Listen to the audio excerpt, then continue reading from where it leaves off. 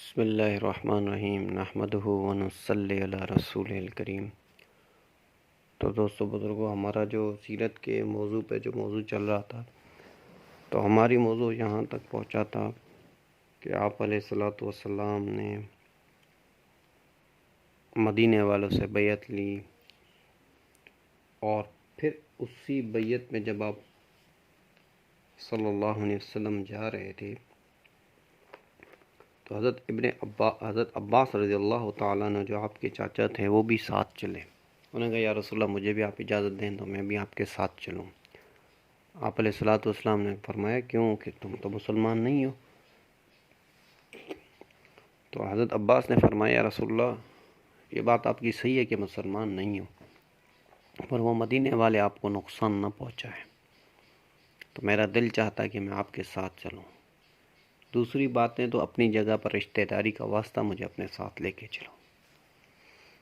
تو حضور اکرم صلی اللہ علیہ وسلم نے حضرت عباس کو اپنے ساتھ لے کے گئے۔ تو پھر جو پچھلے درس میں نے آپ کو بتایا تھا کہ ان سے بیعت ہوئی، پھر ان سب نے بیعت کی۔ حضرت عباس رضی اللہ تعالیٰ عنہ یہ سارا منظر دیکھتا تھا۔ حضرت عباس رضی اللہ تعالیٰ عنہ نے کسی سے کچھ نہیں کہا، اور یہی مجلس کے آدابوں میں سے ہے کہ جو مجلس میں آپ کے ساتھ کوئی گفتگو کی جائے تو اس کو پھر راز ہی رکھنا چاہیے۔ تو حضرت عباس رضی اللہ تعالیٰ عنہ جہالت کے دور میں بھی اتنے آدمی تھے۔ تو پھر فرماتے ہیں کہ کچھ دن کے بعد ایک آدمی پہاڑ پہ چڑھ کے زور زور سے آوازیں دینے لگا۔ تو لوگوں نے کہا کیا ہو گیا؟ تو اس نے کہا کہ تم لوگ سوتے رہو، اور محمد صلی اللہ علیہ وسلم نے یثرب والوں کے ساتھ بیعت کی ہے تم لوگوں کی جنگ کے لیے، یثرب کے ساتھ، مدینے کے ساتھ۔ انہوں نے کہا ایسے کیسے ہو سکتا؟ انہوں نے کہا ہاں تم سوتے رہو، آپ علیہ الصلوۃ والسلام کی جو محنت ہے پورے جہان میں پھیل رہی ہے، اور پہلے چھوٹی سی جماعت، اب یثرب والوں سے آپ نے عہد کر لیا ہے۔ تو پھر انہوں نے کیا کیا؟ انہوں نے کہا مدینے والوں کو پکڑو۔ تب اللہ کی شان کہ حج کا سفر جو تھا وہ بھی ختم ہونے والا تھا، لوگوں کا تو حج کے دن تو ختم ہو گئے، سارے مدینے والے چلے گئے اپنے مدینے۔ حضرت سعد بن عبادہ ایک صحابی ہیں، تو ان کو مکے والوں نے پکڑ دیا، اور کسی روایت میں آتا ہے دوسرا بھی کوئی ان کے ساتھ تھا، کسی نے نام لکھا ہے زرارہ، اور کسی نے کوئی اور نام بتایا ہے زرارہ، کسی نے لکھا ہے کسی نے اور کوئی نام بتایا۔ تو انہوں نے کہا، حضرت سعد رضی اللہ تعالیٰ عنہ فرماتے ہیں مجھے بہت مارا، انہوں نے سختی سے مارا اور بہت مارا، کہ تم ہمارے خلاف جو ہے وہ تدبیریں بنا رہے ہو محمد صلی اللہ علیہ وسلم کے ساتھ مل کر۔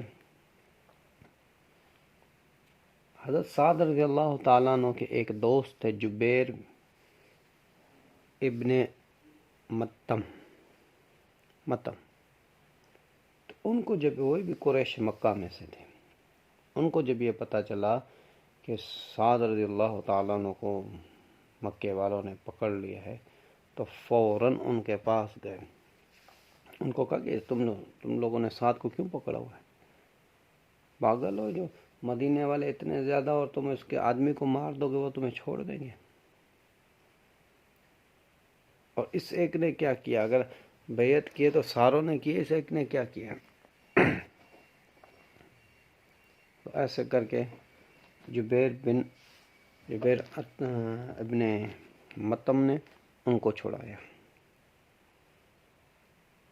اور پھر سب لوگوں کو ابو جہل نے ایک میٹنگ بلائی دار الندوہ میں۔ یہ دار الندوہ جو ہے نا، وہ باب السلام اور باب فتح کے درمیان میں تھا، اب تو ٹوٹ گیا ہے پر پہلے تھا۔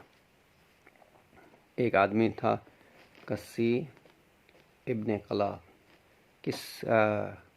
کسیب نے قلعہ، وہ ایک آدمی تھا، اس نے قائم کیا تھا کہ یہ جو ہے مشورے ہوں گے قریش کے یہ وہ، تو ہم یہاں پہ ایک جگہ بناتے ہیں مشورے کے لیے، جس کو دار الندوہ کہا جاتا ہے تھا۔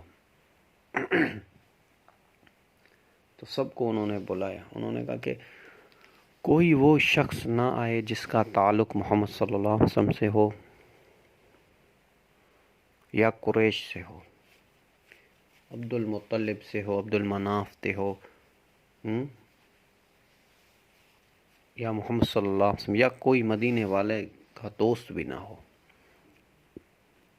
کیونکہ ہم کوئی تدبیر بنا لیں پھر ایسے نہ ہو کہ وہ بات مدینے تک پہنچ جائے، مدینے سے حضور اکرم صلی اللہ علیہ وسلم تک پہنچ جائے، اس لیے کوئی شخص نہ ہو۔ پھر ان میں سے وہ جب بیٹھے تو ایک آدمی اس میں تھا نجد کا، کسی کتابوں میں آیا نجد نہیں، کسی نے کسی اور کے علاقوں کے نام لکھے ہیں، تو انہوں نے کہا کہ بڑا شیخ اور بڑا مطلب وہ ایک سمجھدار آدمی اور شیخ کی طرح بڑے بوڑھے آدمی تھا۔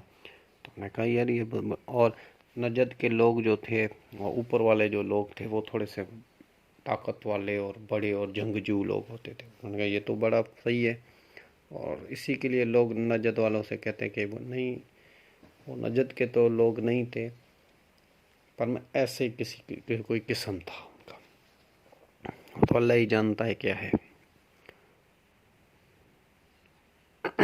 ابو بختری۔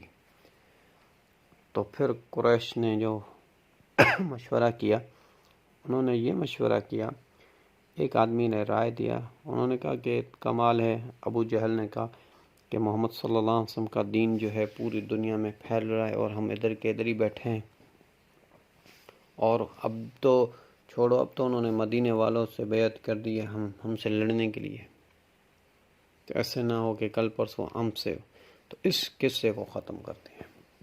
تو ایک آدمی نے رائے دی کہ آپ علیہ الصلوۃ والسلام کو قید کر دیں، تو وہ ابو بختری جو بیٹھے ہوئے تھے نجد کے، اس نے کہا کہ یہ تو غلط رائے ہے، تمہیں کیا پتہ ہے کہ اگر ہم آپ صلی اللہ علیہ وسلم کو قید کر دیں گے تو یہ لوگ ہمیں چھوڑ دیں گے، یہ لوگ آئیں گے اور ہمارے ساتھ ایسا مقابلہ کریں گے کہ ہم سے ہماری اینٹ کی اینٹ بجا دیں گے پورے مدینے والے اور یہ مل کے، یہ تو رائے بالکل غلط ہے۔ تو پھر دوسرا آدمی بیٹھا ہوا تو اس نے رائے دیا کہ آزاد چھوڑ دو، بس مکے سے نکال دیتے ہیں باہر، پھر اس کی چاہے جہاں دل چاہے وہاں جائے اور اپنی محنت کرتا رہے، ہمیں کیا اس سے۔ اس نے نجد کا جو ابو بختری تھا اس نے کہا کہ بھائی پہلے سے ہی جو رائے دی اس سے زیادہ گندی تمہاری رائے ہے، ایسا کیسے چھوڑ دیں، ہم چاہتے ہیں آپ علیہ الصلوۃ والسلام سے جان چھڑائے، اور ہم اگر آپ علیہ الصلوۃ والسلام کی تبلیغ چلتی رہی اور وہ بہت بڑی جماعت بن کے ہم پہ آ کے حملہ کریں گے پھر، تو ابو جہل نے رائے دی کہ آپ علیہ الصلوۃ والسلام کو قتل کریں گے۔ انہیں قتل کیا، انہوں نے کہا کہ سارے اپنے ایک ایک آدمی دے دو، عبد المناف والوں کے سوا جو بھی جتنے بھی ہیں وہ اب ایک ایک آدمی دے دو، اور سارے قریش ایک ایک آدمی دے دو، پھر کیا کریں گے، ہم سارے جا کے نبی پاک صلی اللہ علیہ وسلم پہ حملہ کریں گے، اور پھر ایک طرف 60 گھرانے ہیں، ایک طرف 3 گھرانے ہیں، تو 3 گھرانے والے 60 گھرانوں سے مقابلہ نہیں کر پائیں گے، اور پھر یہ طے ہوگا کہ ہم نے کہا پتہ نہیں کس کی تلوار لگی ہے، 60 جنے تھے، اور اس میں یہ 60 جنے ایک دوسرے سے لڑ بھی نہیں پائیں گے، اتحاد ہوگا ان کا۔ تو پھر جب فدیہ دینے کی باری آئے گی، قصاص دینے کی باری آئے گی، تو ہم قصاص پہ پیسے دے دیں گے، بھائی کہ ہم پتہ نہیں کس کی تلوار لگی، تو ہم پیسے دے دیں گے، بس ہم جمع کر کے آرام سے دے دیں گے۔ تو ابو بختری جو تھے بیٹھے ہوئے تھے وہ نجد والے، انہوں نے کہا ہاں یہ بات صحیح ہے، یہ بات صحیح تم نے کی ہے، ایسا ہی کریں گے ہم کہ آپ علیہ الصلوۃ والسلام سے جان چھڑانی ہے، یک کی جان چھڑانی ہے۔ تو اس کو اللہ جل شانہ نے قرآن میں بھی ذکر فرمایا، اس کا مفہوم یہ ہے کہ اے میرے محبوب صلی اللہ علیہ وسلم، یہ لوگ تدبیریں بناتے ہیں قید کرنے کی، چھوڑنے کی، نکالنے کی مکے سے، اور تمہارے قتل کی. ایک وہ تدبیریں اور ایک میں تدبیریں بنا رہا تھا تمہارے لیے، اور جو میری تدبیریں ہیں وہ سب سے اعلیٰ ہیں. سب سے اچھی تدبیریں کرنے والا اللہ ہے، جس کا مفہوم یہ ہے. تو پھر اس موقع پر اللہ کے رسول کو اللہ جل شانہ نے اللہ جل شانہ نے ہجرت کا حکم دیا.